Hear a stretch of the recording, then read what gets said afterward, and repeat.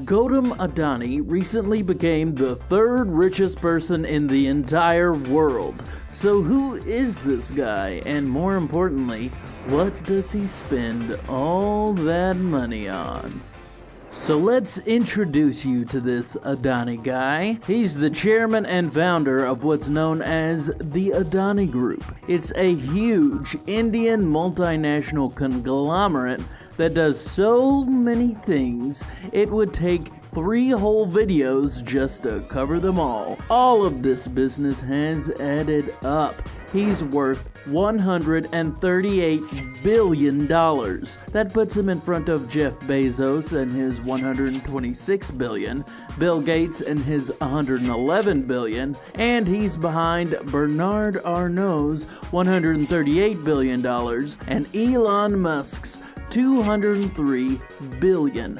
Though if things get much worse over at Twitter, there's a chance that Musk may be making room for a few of these guys to move up in the rotation.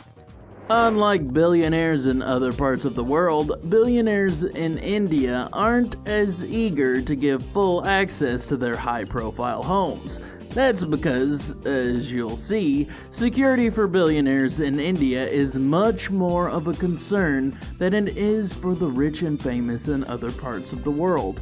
For instance, we do know that he owns an ultra-expensive bungalow in the super lush, private neighborhood known as Lutyens, outside of New Delhi. We barely have a glimpse of this classic-looking house, but it's clear that it's gotta be a massively expensive home. Even smaller homes in the neighborhood are quoted for around $15 million. This place is not playing around. He's also been in the news recently for his winning bid to purchase the Aditya Estates, or as it goes by now, the Adani House. It's a huge complex that rivals that of Antilia, the $2.6 billion home owned by Mukesh Ambani. I'm sure it was purchased specifically to make the Ambani family mad. Billionaires would gladly spend big money that's worth a small country just to anger other billionaires. It's just part of the lifestyle, you know? While we haven't been offered a full tour of the place for obvious reasons, we can make a few educated guesses. For instance, this home is the size of a frickin' office building. So it probably has to have a full staff to run the entire house and take care of the greenery. This likely adds to at least a few $100,000 on top of the bill for this one. These homes always cost about as much as they're worth to buy after a few years of just living there. As far as what we do know, there appears to be an extensive private garden alongside a fully accessible rooftop. I'm sure there's a helicopter pad as well, because as you'll see, he's a huge fan of flying around while the rest of us have to walk. This massive property is worth 400 crore.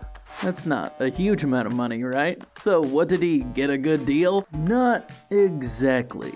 A crore is a note that is roughly 10 million rupees. So after you get through the exchange rate and the math, you see that this home is worth $48,977,620. Yeah, that's quite a bit more than I thought. I'm sure this home has plenty of sick amenities, including movie theaters, private saunas, walk-in closets, and a room made just for trampolines. I mean, surely one day a billionaire on this channel will have a trampoline room. It is the dream. Adani also has a pretty simple car collection, by billionaire standards at least. One that is definitely surprising considering the fact that he's one of the richest men on the planet.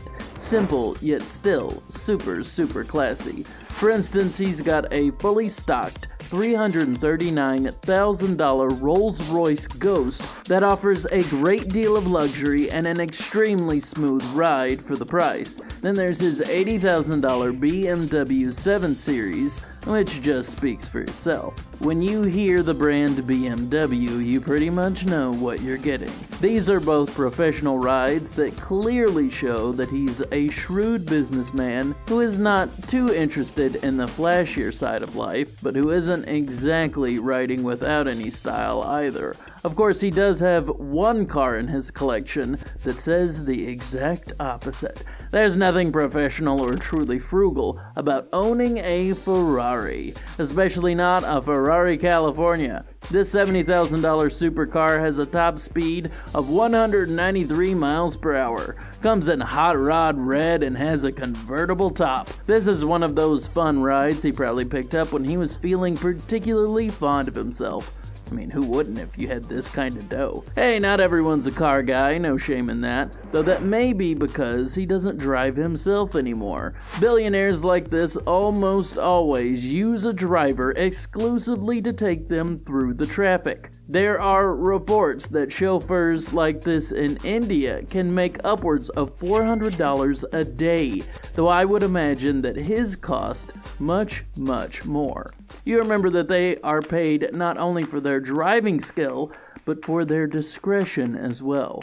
I'm sure many people would be eager to know the secrets his driver is paid to keep to himself, though they'd have to pay big. Chances are all of his cars are also outfitted with special security measures. It's a safe bet that all of them are at the very least bulletproof, which costs as much as $50,000 a car.